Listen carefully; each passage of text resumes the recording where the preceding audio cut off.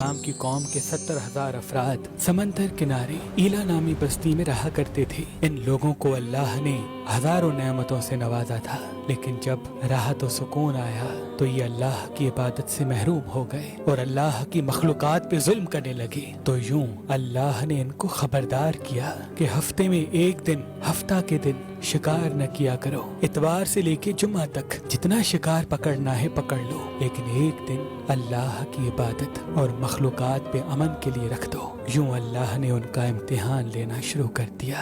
वो इतवार से लेके जुम्मे तक समंदर में मछलियाँ पकड़ने लगते तो मछलियाँ ज्यादा मिकदार में हफ्ते के दिन समंदर को देखते तो उनको बड़ी बड़ी मछलियाँ नजर आने लगती। उन लोगों में से एक शख्स को शैतान ने वर्गिलाया कि परेशान क्यों होते हो, मेरी तरकीब पे अमल करो, तुम शिकार से कभी महरूम नहीं रहोगे। तो बस शैतान के कहने पर उस शख्स ने हफ्ते के दिन कांटा लगा के डोरी को समंदर में डाल दिया ताकि मछली फंसे, और शैतान ने कहा इस मछली को तुम इतवार के दिन निकालना, और यूं हफ्ते की हुर्मत भी बाकी रहेगी और तुम्हारा शिकार भी हो जाएगा।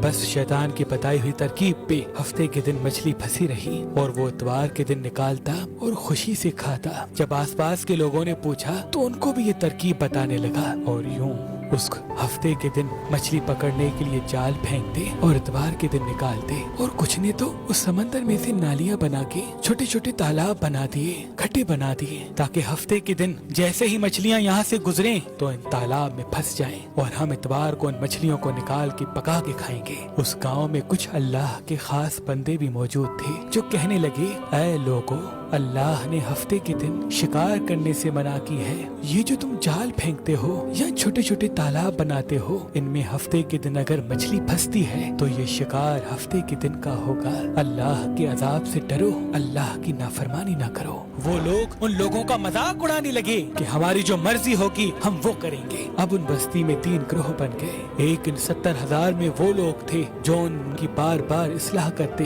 दूसरे वो जो उन लोगों से नफरत करते और खामोशी इख्तियार किए हुए थे, और तीसरे वो जो गुमराह होकर अल्लाह की नाफरमानी कर रहे थे। तो यूं नेक बंदों ने उस बस्ती के बीच में से दीवार को खड़ा कर दिया और ये हुक्म नाफिज किया कि अल्लाह की नाफरमानी करने वाले उस तरफ हो जाएं और हम जो अल्लाह के फरमाबरदार हैं वो इस तरफ रहेंगे। वो सालेह लोग बार बार उनसे कहते रहे, ऐ लोगो, अल्लाह से डरो, कौमे समूद, कौमे लूत का जो हश्र हुआ उसको याद करो, अल्लाह की नाफरमानी ना करो वरना तुम पे भी कोई अजाब आएगा। वो सारे नाफरमान जिनकी तादाद तकरीबन 12,000 है कि ये तो सब किताबी बातें हैं, हम पे कोई अजाब नहीं आएगा। बस जैसे ही वो गिरोह 2 हिस्सों में तकसीम हो गया, एक वो जो अल्लाह के फरमा बरदार बंदे दीवार के उस तरफ थे और दूसरे वो जो नाफरमान बंदे जो दीवार के इस तरफ थे। वो नाफरमान पूरी रात हंसते रहे, मजाक उड़ाते रहे, और वो अल्लाह के खास बंदे दीवार के उस तरफ अल्लाह से माफी मांगने लगे।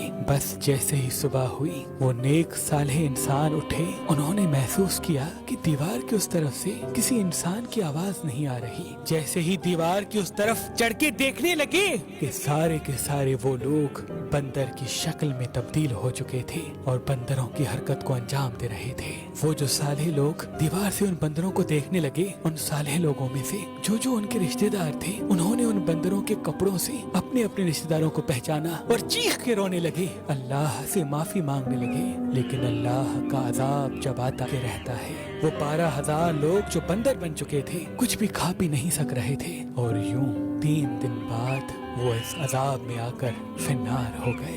बेशक अल्लाह उन बंदों को पसंद नहीं करता जो अल्लाह की नाफरमानी करते हैं। ऐ अल्लाह, हम सबको अपना फरमा बरदार बंदा बना, हमको वैसा बना जैसा तू हमें देखना चाहता है। आमीन सुम आमीन।